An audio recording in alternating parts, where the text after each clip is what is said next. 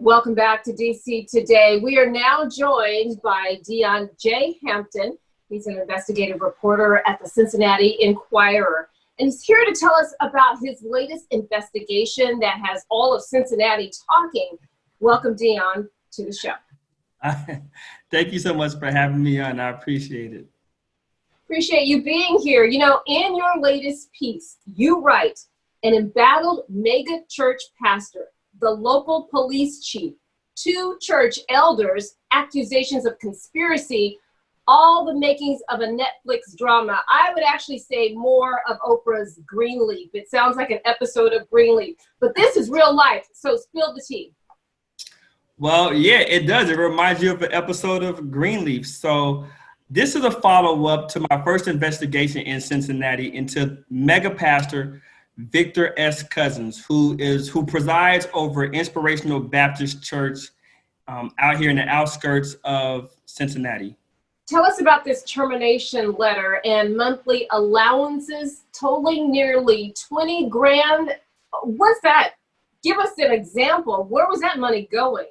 Well, a lot of people in the church didn't even know about this until my first investigation came out. So what happened was the pastor has been involved in a lot of different instances, I would say, in the last couple of years involving the ladies. There seems to be a lot of ladies around. I'm not making any judgments, but it was making the church look bad. So the majority of the church had voted him out because there's a lot of circumstances surrounding his personal life and the ladies in his life. Apparently, he was dating a lot of women in the church. I know he was recently married sometime last year, but 90% of the church decided to vote him out. When they did that, they terminated him, and they obviously don't have to pay him anymore in his salary.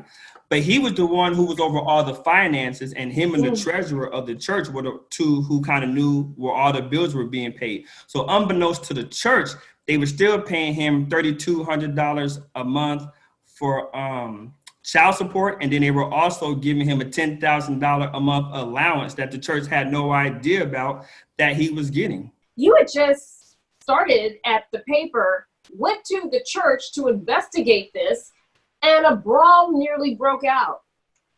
Yeah, so there's a lot of things going on with this church. As I said earlier, the pastor is involved in 4 lawsuits.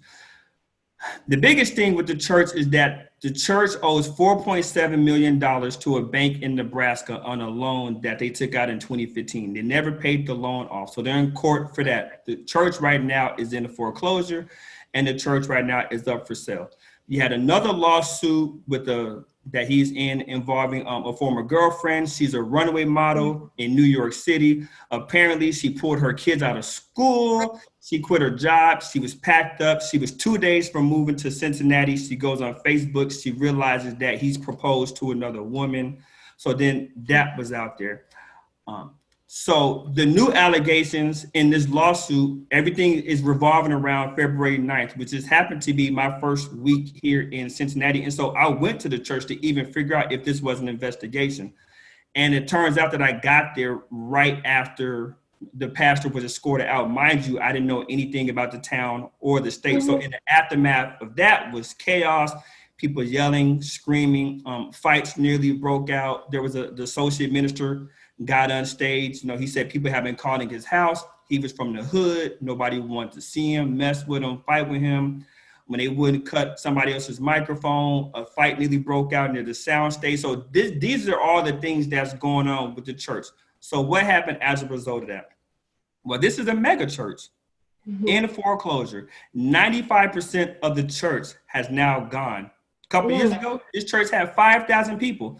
They're down to less to 100. Thank you for uncovering this. Thank you for bringing it to us. It's important because we do hear about these instances in the Black church. Not all Black churches are definitely not like this. Deon Hampton, thank you so much for being with us. We want to thank each and every one of you for joining us. And as always, a reminder that even during the darkest of times, you can find a reason to smile. So you just gonna stand here and just lie in my face? Don't you have any self-respect? This is an unholy mess. So that's the donkey he's gonna ride into Jerusalem now? What is the sense in trying to make decisions when we don't know what the hell we're talking about? What an insidious way this man has. Treat yourself. Preach what you know. Family comes first. It has to. Loose lips sink ships. I tried, I don't know. Try? You better stop trying and do something, boy. Make this right.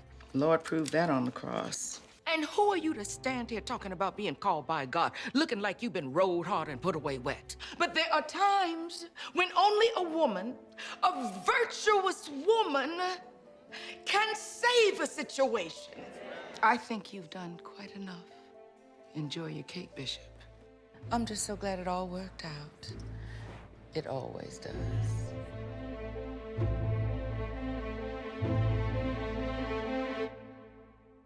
I think that's a good tweet for today. So now I want you to ice that cake with some hashtags, you know, hashtag obedience, hashtag kindness. Already did it.